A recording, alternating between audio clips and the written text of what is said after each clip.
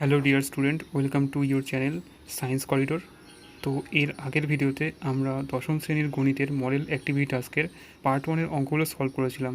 আজকে আমরা পার্ট 2-এর অঙ্কগুলো সলভ করব। তো তোমরা ভিডিওটি প্রথম থেকে শেষ অবধি দেখো। 1 নম্বর প্রশ্ন, বার্ষিক 8% সরল সুদের হারে কোনো মূলধনের n বছরের মোট সুদ PNR/25 টাকা হলে মূলধনের পরিমাণ কত হবে? তো এখানে বার্ষিক সরল সুদের হার দিয়ে দিয়েছে 8%, n বছর সময় দিয়ে দিয়েছে, আর সুদের পরিমাণ দিয়েছে PNR/25 টাকা। তাহলে আমরা কি জানি? I = PTR/100। I মানে কত? I মানে PNR/25। P হচ্ছে আমি x ধরে নিয়েছি, ধরি মূলধন x টাকা। T হচ্ছে আমার n বছর, আর R মানে তো আমার R। তো এইটা কি হবে? x n R/100। তো এটা হলো, তার মানে এটা = হচ্ছে আমার PNR/25। তো প্রশ্ন অনুসারে লিখলাম এটা। এবার 25 দিয়ে 100 কাটলে 4 হয়, এখানে আর কেটে যায়, n কেটে যায়, তাহলে কি থাকে?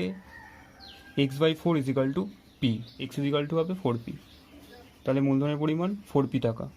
2-1, দুটি লম্ববৃত্তাকার চোঙের উচ্চতার অনুপাত 1:2 এবং ভূমির পরিধির অনুপাত 3:4 হলে তাদের আয়তনের অনুপাত নির্ণয় করো।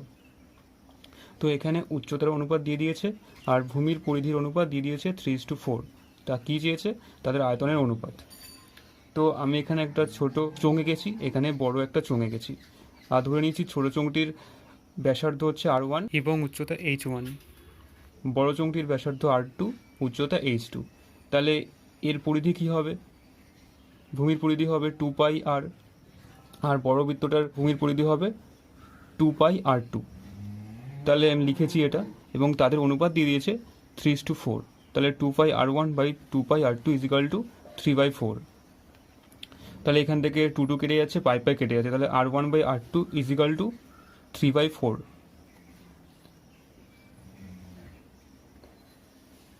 এবার আমাকে বলে দিয়েছে যে উচ্চতার অনুপাত 1:2, তাহলে H1:H2 = 1:2 হবে। তাহলে H1/H2 = 1/2। আমার চেয়েছে আয়তনের অনুপাত কত। তাহলে আয়তনের ফর্মুলা কি? ভূমির ক্ষেত্রফল ইন্টু উচ্চতা। তাহলে এর ভূমির ক্ষেত্রফল কত? এর ভূমির ক্ষেত্রফল হচ্ছে πr1² ইন্টু উচ্চতা হচ্ছে h1। তাহলে এটা হচ্ছে এর আয়তন হলো। তাহলে এর আয়তন কি হবে? πr2 তার স্কোয়ার, এই ভূমির ক্ষেত্রফল πr2 তার স্কোয়ার ইন্টু এর উচ্চতা কত? h2। এই আয়তন অনুপাত আমাকে বার করতে হবে।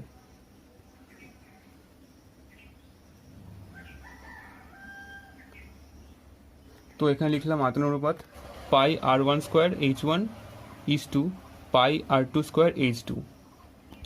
তো এটাকে এবার এর নিচে নিয়ে আসলাম, কারণ এটা অনুপাতে আছে, এদেরকে আমি ভগ্নাংশে লিখতে পারি। পাই কেটে যাচ্ছে। এবার ধরো কী পড়ে থাকে? R1/r2 তার স্কোয়ার, এটাকে আমি একবারে লিখলাম, কারণ এটা R1² আছে, এখানে R2 তার স্কোয়ার আছে, তাহলে R1/r2 এটা টোটালটার সাথে স্কোয়ার করে দিলাম। আর এখানে কি আছে? H1/H2। এবার R1/r2 এর মান আমি পেয়েছিলাম 3/4, তাহলে 3/4 এখানে লিখলাম। R1/r2 মান তার স্কোয়ার আছে, স্কোয়ার দিলাম। H1/H2 1/2 আছে এর মান, তাহলে H1/H2 এর মান 1/2 লিখলাম। এবার এখানে কি আসছে? 3² করলে হচ্ছে 9 হয়, 4² করলে হয় 16 ইন্টু 1/2 আছে 1/2। এবার এখানে 9-এর সাথে 1 গুণ করলে 9 হয়, 16-এর সাথে 2 গুণ করলে আমার 32 হয়। তাহলে এটাকে ভগ্নাংশ আছে, তো এটাকে অনুপাতে লিখলে কী হবে? 9:32। তাহলে এটা হয়ে যাবে তাদের আয়তনের অনুপাত। 2-2, একটি বৃত্তের দুটি জ্যা AB ও AC পরস্পর লম্ব। AB = 4 সেমি এবং AC = 3 সেমি হলে ব্যাসার্ধের দৈর্ঘ্য কত? তো কি বলে দিয়েছে? একটি বৃত্ত আছে যার দুটি জ্যা, AB একটি জ্যা, আরেকটি হচ্ছে AC একটি জ্যা, এরা হচ্ছে পরস্পর লম্ব, মানে এটা হচ্ছে আমার 90 ডিগ্রি। আর AB এর মান দিয়ে দিয়েছে 4 সেমি, আর AC এর মান দিয়েছে 3 সেমি। এটা হচ্ছে সমকোণী ত্রিভুজ, যার এই অ্যাঙ্গেলটা হচ্ছে 90 ডিগ্রি। আর সমকোণী ত্রিভুজের পরিকেন্দ্র, মানে এই যে এটা ও হচ্ছে পরিকেন্দ্র, সেটা হচ্ছে অতিভুজের মধ্যবিন্দু হবে সবসময়। তো এটা এখানে লিখেছি। তাহলে সমগ্র ত্রিভুজ এবিসি থেকে কি পাই? অতিভুজ স্কোয়ার ইজ ইকাল টু লম্ব স্কোয়ার প্লাস ভূমি স্কোয়ার। এটা হচ্ছে পিথাগোরাসের সূত্র অনুযায়ী। তাহলে বিসি স্কোয়ার, অতিভুজ মানে কি বিসি, বিসি তার স্কোয়ার ইজ ইকাল টু লম্ব কি, লম্ব হচ্ছে এসি, তাহলে এসি স্কোয়ার হলো। ভূমি কি, ভূমি হচ্ছে এবি, তাহলে এবি স্কোয়ার হলো। এবার BC square is equal to AC আমাকে কত বলে দিয়েছে? এসি ইজ ইকাল টু 3 সেমি, তাহলে এসির জায়গায় আমি 3 লিখলাম, এর স্কোয়ার আছে তাহলে 3 স্কোয়ার হলো।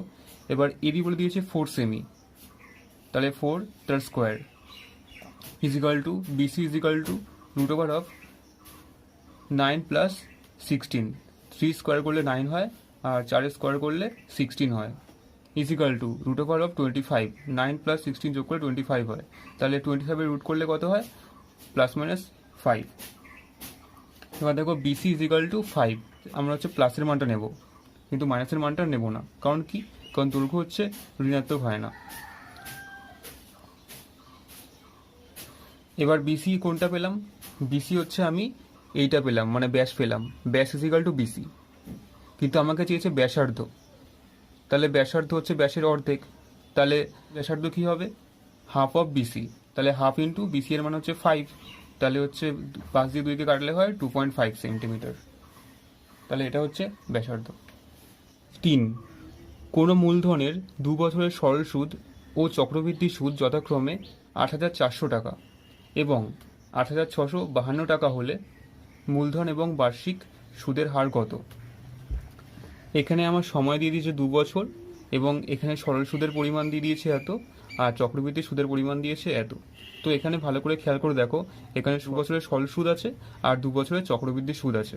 তো 2 বছরের সরল সুদ যদি এত হয় তাহলে 1 বছরের সরল সুদ কী হবে? 8400/2 ইজ ইকাল টু 4200 টাকা, তাহলে এই টাকাটা হচ্ছে 1 বছরের সরল সুদ। এবার 1 বছরের সরল সুদ আর চক্রবৃদ্ধি সুদ সবসময় সমান হয়, তাহলে 1 বছরের চক্রবৃদ্ধি সুদ কত হবে? 4200 টাকা। সরল সুদে কী হয়? সুদের হার যেটা থাকে সেটা হচ্ছে শুধুমাত্র আসলের ওপরই হয়, মানে সরল সুদ শুধুমাত্র আসলের ওপরই খাটবে, কিন্তু চক্রবৃদ্ধি সুদের ক্ষেত্রে কি হয়? আসলের ওপর তো খাটবেই, তার সাথে যে সুদ হবে সুদের ওপরে সেই পার্সেন্টটা খাটবে। 1 বছর চক্রবৃদ্ধি সুদ হচ্ছে এত। এবার 2 বছরে চক্রবৃদ্ধি সুদ এবং সরল সুদের পার্থক্য 252 টাকা, এটা হচ্ছে 2 বছরের সরল সুদ এবং চক্রবৃদ্ধি সুদের পার্থক্য। এবার এই যে 252 টাকাটা হচ্ছে, এটা হচ্ছে এই 1 বছরের চক্রবৃদ্ধি সুদ যেটা হয়েছিল তার থেকে হচ্ছে, ঠিক আছে? তাহলে এখন 4,200 টাকার সুদ 252 টাকা, তো আমাকে পার্সেন্ট বার করতে হলে কী করতে হবে? 100 বার করতে হবে। কত? তাহলে 100 টাকার সুদ কত হবে? 252/4200 ইন্টু 100, যেটা বৃদ্ধি পেয়েছে বাই যার থেকে বৃদ্ধি পেয়েছে ইন্টু 100, তাহলে 0 কেটে যাচ্ছে আর 252কে 42 দিয়ে ভাগ করলে 6 হয়, তাহলে ইজিক্যাল টু 6 টাকা অথবা 6%, তাহলে আমরা সরল সুদের হার পেয়ে গেলাম 6%। এবার আমাকে মূলধন চেয়েছে। এবার খেয়াল করে দেখো যে এখানে সময় আছে 2 বছর, সরল সুদ দিয়ে দিয়েছে হচ্ছে 8400 টাকা, আবার এখানে সরল সুদের হারও পেয়ে গেলাম 6%। তাহলে এখন সুদের হার আর ইজিক্যাল টু 6%, সময় টি ইজিক্যাল টু 2 বছর, সরল সুদ ইজিক্যাল টু 8400 টাকা। তাহলে আমাকে বার করতে হবে হচ্ছে মূলধন। এখানে মূলধনটা লিখে নিতে হবে, মূলধন ইজিক্যাল টু পি, এই মূলধনটা আমাকে বার করতে হবে। তাহলে আমরা কি জানি? আই ইজিক্যাল টু PTR/100, তাহলে আয়ের জায়গায় কী বসাবো? 8400 টাকা, কারণ আমাকে সরল সুদ দিয়ে দিয়েছে আর এটা কিন্তু সরল সুদের ফর্মুলা, তাই হচ্ছে সরল সুদ যেটা আছে সেটা বসাতে হবে, চক্রবৃদ্ধি সুদ বসলে কিন্তু ভুল হয়ে যাবে। তো আমার সরল সুদ হচ্ছে 8400 ইজিক্যাল টু পি ইন্টু সময় হচ্ছে 2 বছর আর সুদের হার হচ্ছে 6/100, তাহলে পি ইজিক্যাল টু 700 ইন্টু 100 করলে 70,000 টাকা হয়।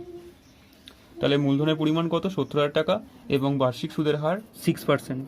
একটু আগে যে অঙ্কটা করলাম সেই অঙ্কটাই এখন অন্যভাবে এই পদ্ধতিতে করব। তোমরা চাইলে এই পদ্ধতিতেও অঙ্কটা করতে পারো। আমার এখানে কি বলে দিয়েছে যে 2 বছর সময় দিয়েছে, 2 বছর সরল সুদ বলে দিয়েছে আর চক্রবৃদ্ধি সুদ বলে দিয়েছে, আমাকে মূলধন এবং বার্ষিক সুদের হার বার করতে হবে। তো আমি ধরে নিই মূলধন ইজিক্যাল টু পি টাকা, বার্ষিক সুদের হার 8% ধরে নিয়েছি। তাহলে পি টাকার 8% হারে 2 বছরের সরল সুদ কত হবে? PTR by 100। তাহলে পি এর জায়গায় পি বসালাম, টি এর জায়গায় 2, আর আর এর মান তো আমার আরই আছে কারণ আমাকে আর চেয়েছে, বাই 100। তাহলে প্রশ্ন সারে এটা সরল সুদ তো আমাকে দিয়ে দিয়েছে যে এটা, তাহলে প্রশ্ন সারে এটা ইজিক্যাল টু এটা হবে। তাহলে এটা করলাম, 2 দিয়ে এটাই কাটলে 4200 হয়, নিচে 100 ভাগ আছে, এদিকে আসলে গুণ হবে। তাহলে পি আর ইজিক্যাল টু কী হলো? 4200 ইন্টু 100।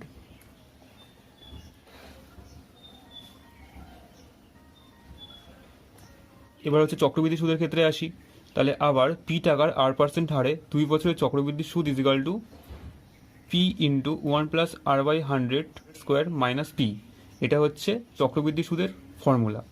এখানে পি আছে, এখানেও পি আছে, তাহলে পি হচ্ছে কমন নিলাম, তাহলে থার্ড ব্র্যাকেট দিয়ে 1 প্লাস আর বাই 100 তার স্কোয়ার মাইনাস 1।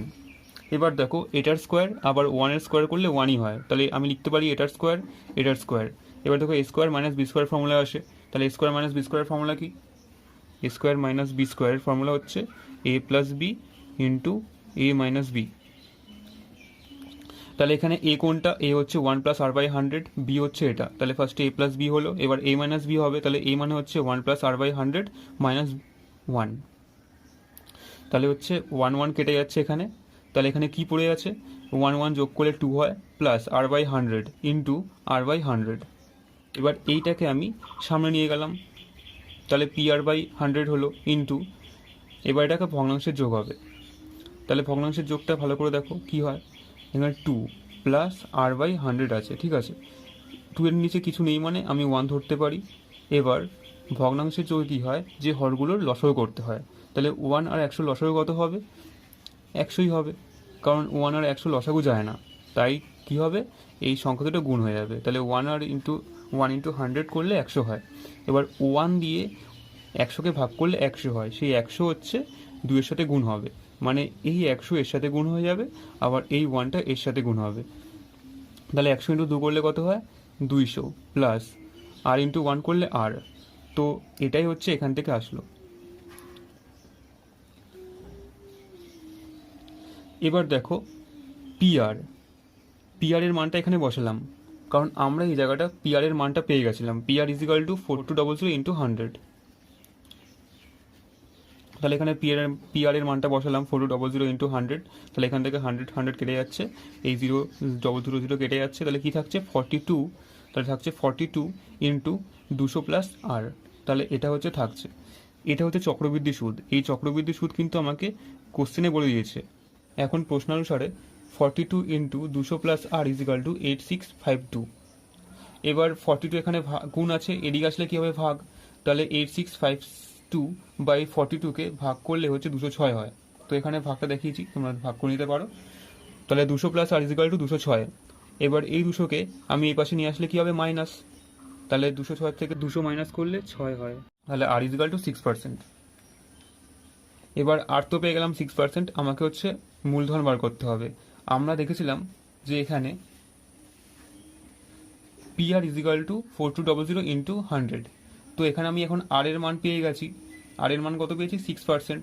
তো এই আর এর মানটা বসিয়ে দিলেই আমি হচ্ছে পি এর মানটা পেয়ে যাব। তো লিখলাম যে 1 নং সমীকরণে আর এর মান বসিয়ে পাই পি ইন্টু 6, আর এর মান হচ্ছে 6। তাহলে 4200 ইন্টু 100, 6 দিয়ে 42-এ কাটলে হচ্ছে 6-7 42 হয়, 00। তাহলে দেখো পি ইজিক্যাল টু 70,000। তাহলে মূলধনের পরিমাণ 70,000 টাকা, বার্ষিক সুদের হার 6%। তোমরা আগের অঙ্কটা যে কোনো একটা নিয়মে করলেই হবে। 4 নম্বর প্রশ্ন, যদি A X square plus B X plus C is equal to 0 দ্বিঘাত সমীকরণের বীজদ্বয়ের অনুপাত 1:r হয়, তবে দেখাও যে r প্লাস 1 তার square by R equal to B square by AC. এখানে তোমাদের যে অঙ্কটা দিয়েছে এটা হাই লেভেলের অঙ্ক, এটা হচ্ছে ক্লাস 11-এর অঙ্ক। তোমরা যারা 11-এর সায়েন্স নিয়ে পড়বে তখন এই দ্বিঘাত সমীকরণে করার সময় এই ফর্মুলাগুলো খুঁজে পাবে। তো ধরি X square plus B X equal to C দ্বিঘাত সমীকরণের বীজদ্বয় আলফা এবং বিটা। তাহলে এই যে দ্বিঘাত সমীকরণ দিয়ে দিয়েছে এর আমি বীজ ধরে নিলাম আলফা এবং বিটা। এবার এটা হচ্ছে আমাদের ফর্মুলা, এটা হচ্ছে মনে রাখতে হবে এই দুটো। বীজদ্বয়ের গুণফল alpha into beta equal to C by A. Alpha into beta equal to এই যে সি আছে সি বাই এ, এটা হচ্ছে বীজ দুটির গুণফল। আবার আলফা প্লাস বিটা বীজদ্বয়ের যোগফল is equal to minus B by A, এটা বি বাই এ, এই দুটো হচ্ছে মনে রাখতে হবে। তাহলে বীজদ্বয়ের গুণফল is equal to C by A আর বীজদ্বয়ের যোগফল is equal to minus B by A. তাহলে আমাকে প্রশ্ন সারে কি দিয়েছে, alpha by beta is equal to 1/r। এখন এই পার্টটাকে এবং এই পার্টটাকে এদেরকে উল্টে দিয়েছি, তাহলে এটাকে উল্টালে কি হবে, আর হয়ে যাবে, আর এটাকে উল্টালে কি হবে, বিটা বাই আলফা হয়ে যাবে। আর ইজ ইকাল টু কি পেলাম, বিটা বাই আলফা। এখানে দেখো আর প্লাস 1 আছে, তাহলে ফার্স্টে আর এর সাথে 1 যোগ করি, তাহলে আর প্লাস 1 করলে কি হয়, বিটা বাই আলফা প্লাস 1। এবার এটা হচ্ছে ভগ্নাংশে যোগ করলাম, নিচে হচ্ছে আলফাই হবে, হর হচ্ছে আলফা হবে। তাহলে কি বললাম যে এর নিচে কিছু নেই মানে 1 থাকে, এই 1-এর সাথে এটা গুণ হয়, আলফার সাথে এই 1 গুণ হয়। তাহলে হচ্ছে 1-এর সাথে বিটা গুণ করলে বিটাই হবে, প্লাস আলফার সাথে 1 গুণ করলে আলফা, তাহলে beta plus alpha by alpha. এবার দেখো এখানে কি আছে, আর প্লাস 1 তার স্কোয়ার, তাহলে এখানে আর প্লাস 1 হলো, তার স্কোয়ার করলাম, স্কোয়ার করা মানে কি, উভয় পক্ষকে বর্গ করতে হবে। তাহলে বাম পক্ষটা আমি লিখলাম, তাহলে এখানে আর প্লাস 1 তার স্কোয়ার কি পেয়েছিলাম, আলফা প্লাস বিটা তার স্কোয়ার বাই আলফা স্কোয়ার।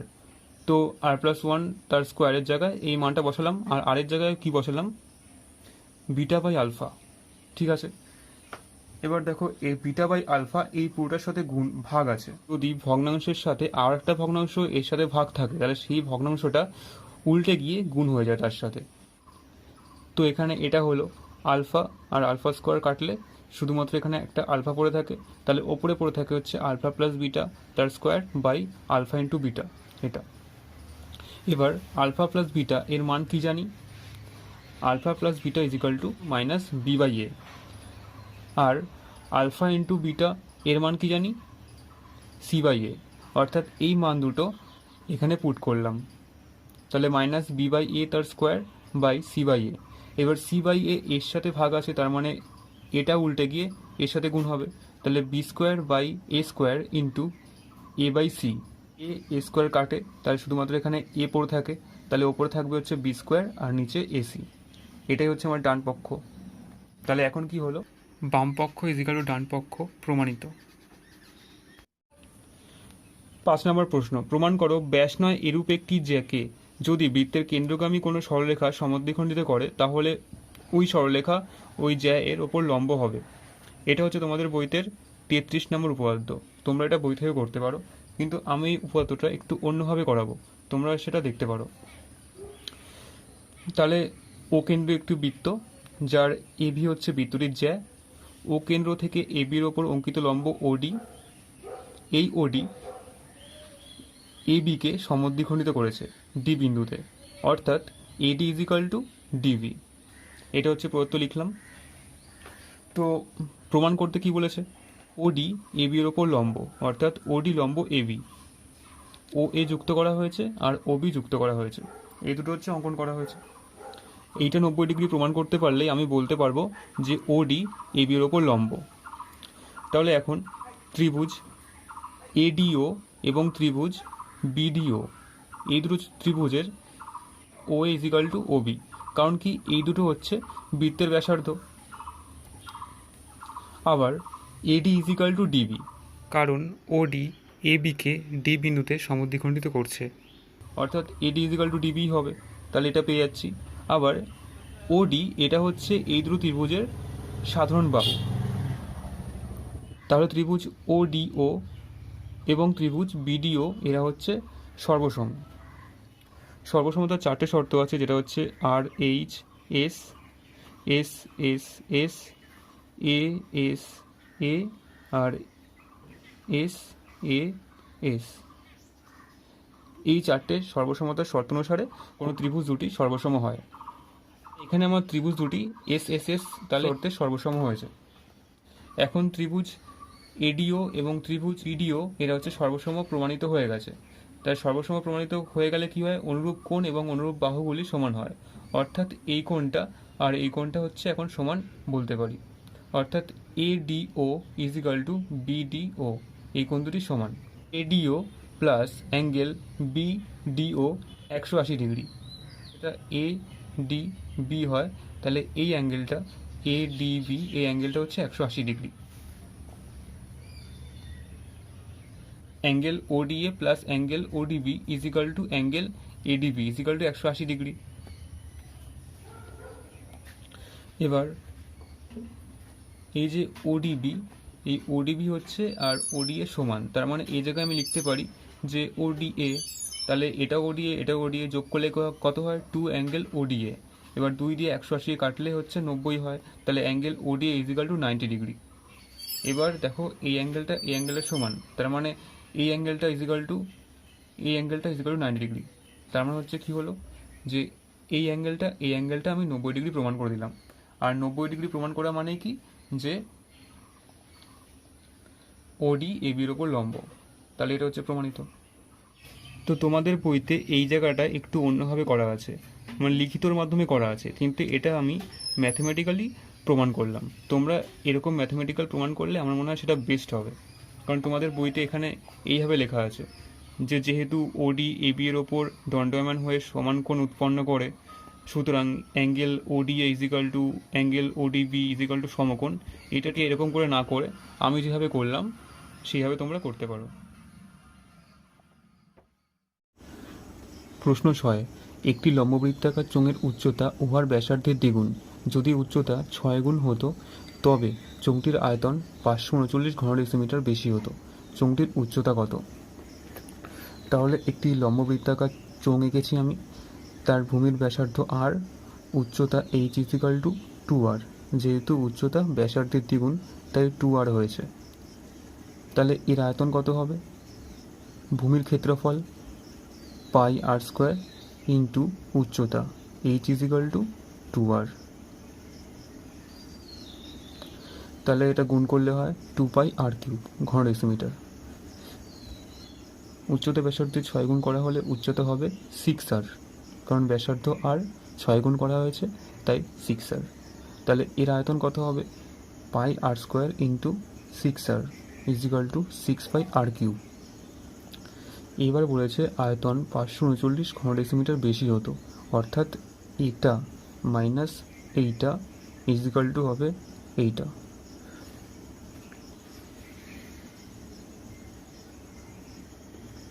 তাহলে প্রশ্ন অনুসারে এটা করলাম। দেখো এখানে πr³, এখানেও πr³ আছে, কম নিলাম, সেটা 6 - 2 হলো ইজিক্যাল টু 539। পায়ের মান 22/7 ইন্টু r³, 6 - 2 করলে 4 হয় ইজিক্যাল টু 539। তো r³ ইজিক্যাল টু কত? এই 22 ইন্টু 4, r³ সাথে গুণ আছে, তাহলে এ পাশে আসলে কী হবে, এর সাথে ভাগ হবে। আর এখানে 7 এর সাথে ভাগ আছে, এদিকে আসলে কি হবে, গুণ হয়ে যাবে, তাই এটা উপরে গিয়ে গুণ হলো। এবার 11 দিয়ে 22 কাটলে 2 হয়, 11 দিয়ে 539 কাটলে 49 হয়। তো r³ is equal two 49 into 7/2 into 4। এবার 49কে আমি লিখতে পারি 7 ইন্টু 7, এর সাথে আর একটা 7 গুণ আছে, বাই 4কে আমি লিখতে পারি 2 ইন্টু 2, তার সাথে একটা 2 গুণ আছে, 3টে 2। তাহলে r³ ইজিক্যাল টু কি, 7/2 তার কিউব। এই 3টে 7-এর গুণ করলে 7³ হয়, 3টে 2-এর গুণ করলে 2³ হয়। তো একবারে আমি 7/2 তার কিউব করেছি। এবার দেখো পাওয়ারটা কিউব হয়ে গেছে, পাওয়ারটা কিউব হয়ে গেছে, এই দুটো পাওয়ার সেম হয়ে গেছে, তার মানে এই যে বেস আছে তারাও সমান হয়ে যাবে, অর্থাৎ r ইজিক্যাল টু 7/2। এবার আর কি পেয়েছি, আর হচ্ছে ব্যাসার্ধ পেয়েছি, কিন্তু আমাদের চেয়েছে উচ্চতা। তাহলে উচ্চতা কি, উচ্চতা তো ব্যাসার্ধের দ্বিগুণ ছিল, তাই উচ্চতা ইজিক্যাল টু 2 ইন্টু 7/2। তাহলে 2 কেটে গেল, তাহলে ইজিক্যাল টু 7 ডেসিমিটার। তাহলে চোঙটির উচ্চতা 7 ডেসিমিটার। আশা করি তোমরা সবাই বুঝতে পেরেছো। ভিডিওটি ভালো লাগলে অবশ্যই লাইক করো এবং চ্যানেলটিকে সাবস্ক্রাইব করে দিও।